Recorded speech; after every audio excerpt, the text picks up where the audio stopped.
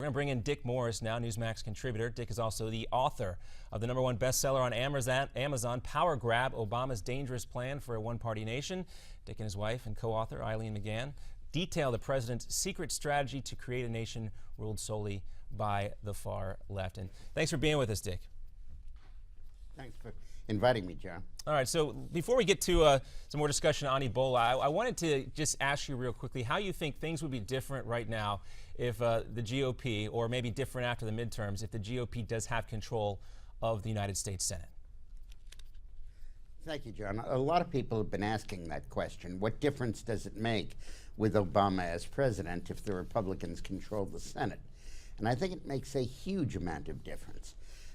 The Congress, the Senate and the House, have the right to go through the budget line by line by line and assert or delete items and indicate requirements that are imposed on specific programs. The president does not have the right to veto that. He can either sign or veto the entire budget, and that's it. So what the Republicans can do if they control the Senate, they could attach a rider to the ICE appropriation, rescinding any executive order that banned deportations and requiring that the process continue. They can attach something to the HHS budget or the FAA budget and say you have to have a ban on anybody coming into the country from Liberia or who has a Liberian passport with a stamp on it from Liberia or any Ebola country.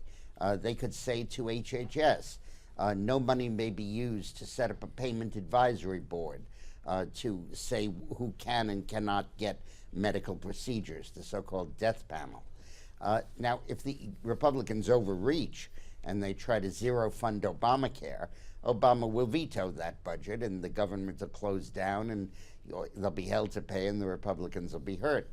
But if they bullet point individual shots, they can make a huge difference and not have it rise to the level where Obama can veto it.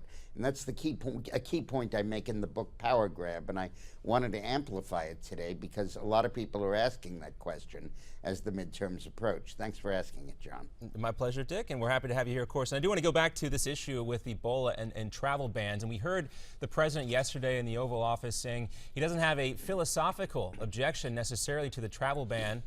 And that's different than what we heard initially from the White House. Is this the president starting to evolve or maybe flip on this issue of travel bans, succumbing to pressure from some folks?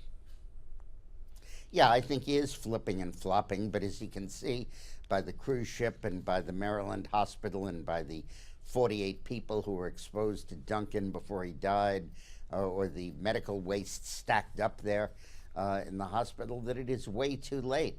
I mean, of course he should do it, but look, this is a disease that can be quarantined. And when you have a patient, you quarantine him. And when you have a country that is rife with it, you quarantine it. Now, if this were Luxembourg, okay, you're not able to do it. It's right in the middle of Europe. People drive, people walk, people bike. You can't stop that. But West Africa, they don't even have roads to other countries. Well, Dick, let's take a listen to something that Fred Upton said yesterday. Let's take a listen real quickly to something Fred Upton said yesterday in that committee hearing. We'll play the clip, and I'll get your reaction on the other side.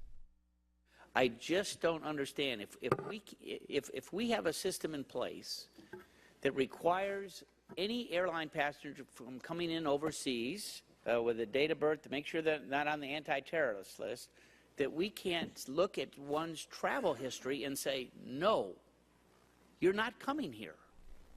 Not until this situation, you're right, it needs to be solved in Africa, but until it is, we should not be allowing these folks in, period. Well, Dick, we only have about 20 seconds before we go to a break, but we can talk about this more on the other side of the commercial break. But real quickly, before we do step aside for a second, I wanted to get your take, yes or no question real quickly. Does the GOP run the risk of becoming too political with Ebola? No, the country demands a travel ban for its own safety. For some crazy reason, the president isn't doing it, and the Republicans should insist on it. All right, we'll talk more about that coming up here in just a few moments. John Bachman sitting in for J.D. Hayward today on America's Forum. We'll be back in a second with more from Dick Morris.